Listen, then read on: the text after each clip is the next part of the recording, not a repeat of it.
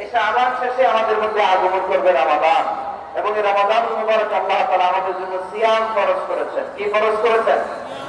তিনি সূরাতুল বাকারার 183 নম্বর আয়াতে ইরশাদ করছেন, রাব্বুল আলামিন বলেন, ইয়া আইয়ুহাল্লাযীনা আমানু কুতিবা আলাইকুমুস সিয়ামু কামা কুতিবা আলাল্লাযীনা মিন ক্বাবলিকুম লাআল্লাকুম তাত্তাকুন।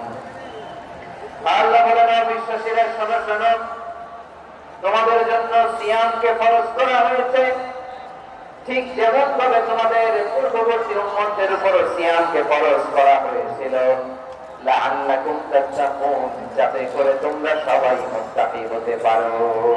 সুবহানাল্লাহ বলেন, যাতে করে তোমরা আল্লাহ সচেতন হতে পারো।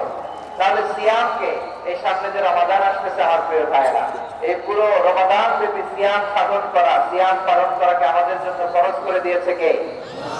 রমাদানের রোজা রাখা নফল নাকি? রমাদানের সিয়াম পালন করা কি নফল? সুন্নাত? তাহলে কি ফরজ? আওয়াজ করে বলেন, রমাদানের রোজা রাখা কি ফরজ? এটা শুধু আমাদের উপরই ফরজ না, আমাদের আগে যত জাতি গোষ্ঠী পৃথিবীতে এসছে সবার উপরে সিয়াম পালনকে ফরজ করেছে কে? সবার উপরে আল্লাহ তাআলা সিয়াম পালনকে ফরজ করেছিলেন। তবে ধরনটা ভিন্ন ছিল, এক এক জাতি গোষ্ঠীর জন্য এক এক ধরনের ছিল। আমাদের জন্য সিয়াম ফরজ টানা 1 মাস, 30 দিন বা 29 দিন। কোন কোন উম্মতের উপর 30 দিন না, মাত্র 3টা রোজা ফরজ ছিল। কয়টা? আওয়াজ করে বলেন। আপনাদের কি মনোযোগ আছে না গেছে? মনোযোগ আছে? তাকবীর পড়েন তো, লিল্লাহে তাকবীর। আমাদের 1 মাস সিয়াম ফরজ, পূর্ববর্তী অনেক উম্মতের উপর 1 মাস ছিল না, 3টা ফরজ ছিল। কয়টা? প্রতি মাসের 13, 14, 15 ফরজ ছিল তাদের জন্য। কারোর জন্য শুধু একটা, আশুরার রোজা। কোন কোন উম্মতের জন্য 10টা। কোন কোন উম্মতের জন্য রোজা ফরজ ছিল মৌনতার রোজা, আরবিতে বলে সাওমুল ইনসাফ, মানে সারাদিন খেতে পারবে, পান করতে পারবে, স্ত্রীর সাথে মেলামেশা করতে পারবে, কিন্তু কথা বলতে পারবে না। কথা বললেই তাদের রোজা ভেঙে যেতে পারে। সুবহানাল্লাহ, কি অদ্ভুত ব্যাপার! মৌন সম্পত্তির রোজা। যেমনটি সাইয়্যিদাতুনা মারিয়াম আলাইহিস সালাম বলেছেন, ইন্নী নাযারতু লির-রাহমানি সাওমা ফালান তুকাল্লিমাল ইয়াওমা ইনসিয়া। তিনি বলেছেন, আজকে আমি রহমানের জন্য, মানে আল্লাহর জন্য রোজা মানত করেছি, আজকে আমি কারোর সাথে কথা বলতে পারবো না। তো রোজা রাখলে কথা বলতে পারবে না কেন? কারণ ওই শরীয়তে রোজার বিধান ছিল সকাল থেকে সন্ধ্যা খেতে পারবেন, পান করতে পারবেন, কিন্তু কথা বলতে পারবেন না। কথা বললেই রোজা ভেঙে যেত। সুবহানাল্লাহ বলেন। তাহলে সব জাতিগোষ্ঠীর উপরে রোজা ফরজ ছিল, কিন্তু ধরনটা ভিন্ন ছিল। মজার ব্যাপার হচ্ছে, আপনি বর্তমানেও বিভিন্ন ধর্মের দিকে তাকান, বৌদ্ধ ধর্ম, হিন্দু ধর্ম, খ্রিস্ট ধর্ম, তাদের মধ্যে রোজা আছে। ইংরেজরা, খ্রিস্টানরা এটাকে বলে ফাস্টিং। কি বলে? ফাস্টিং। আমাদের হিন্দু ভাইয়েরা বলে উপবাস। তারা কি বলে? উপবাস।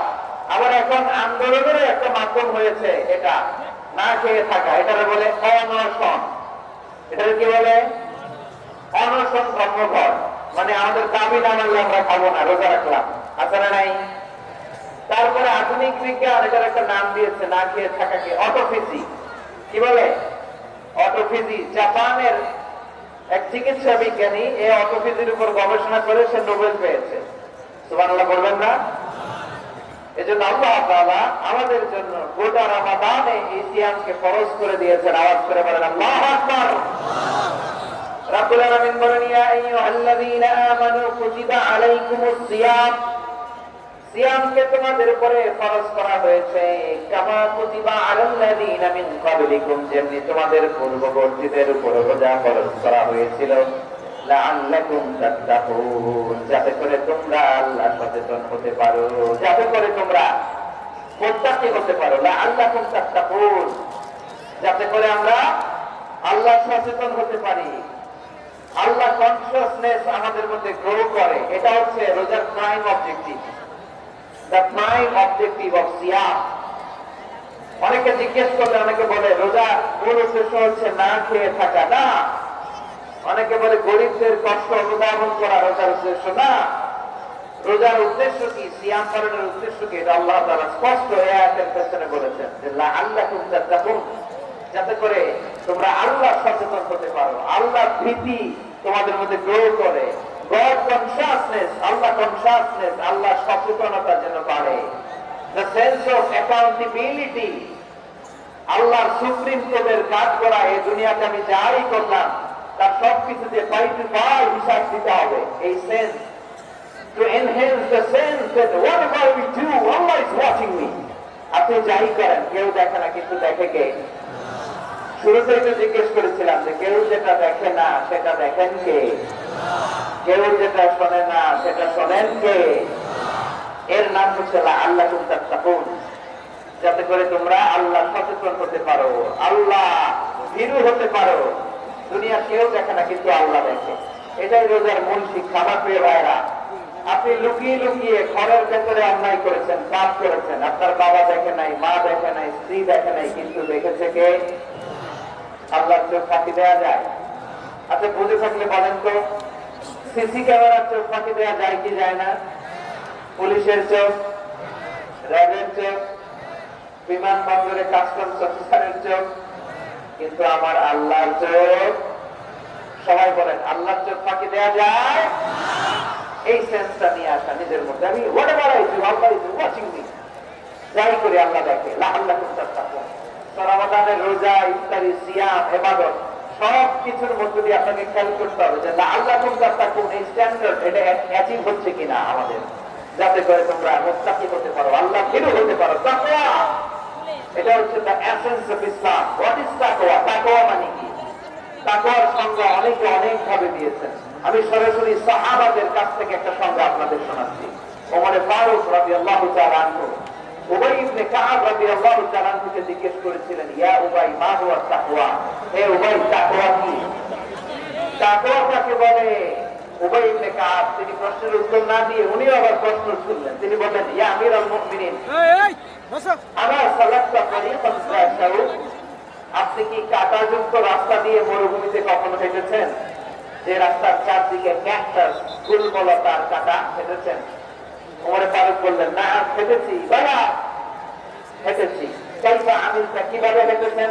ওমর ফারুক বললেন, সাম্মারতু ওয়াজতাহাতু, আমি আমার জামা, জুব্বা, চাদর আঁটো করে গায়ের সাথে এমন ভাবে মিলিয়ে রেখেছি, এমন সাবধানে হেঁটেছি যাতে করে মরুভূমির ক্যাকটাসের ফুলমলতার কাঁটা আমার গায়ে দিতে না যায়। উবাই ইবনে কাব বললেন, ফাযালিকা হুয়া তাকওয়া। আরে তাহলে আপনি তো ঠিকই জানেন তাকওয়া মানে কি, এটাই তো তাকওয়া। ওই রাস্তা দিয়ে যেভাবে হেঁটেছেন, পুরো দুনিয়ার জিন্দেগিটা এইভাবে সাবধানে চলার নামই হচ্ছে তাকওয়া। চিল্লায় বলো ঠিক কিনা? এই দুনিয়াতে পাপ পঙ্কিলতা থাকবে, শয়তানির হাতছানি থাকবে, অপরাধ প্রবণতা থাকবে, নাফসের খায়েশ থাকবে, অন্যায়ের হাতছানি থাকবে। সব কিছুকে দৌড়ে মুছে পেছনে ফেলে সাবধান হয়ে এই দুনিয়া সিরাতুল মুস্তাকিমের পথে চলতে হবে। যে রাস্তা শুরু হয়েছে দুনিয়াতে, শেষ হয়ে গিয়ে আল্লাহর জান্নাতের ভেতরে। চিল্লায় বলেন ঠিক কিনা?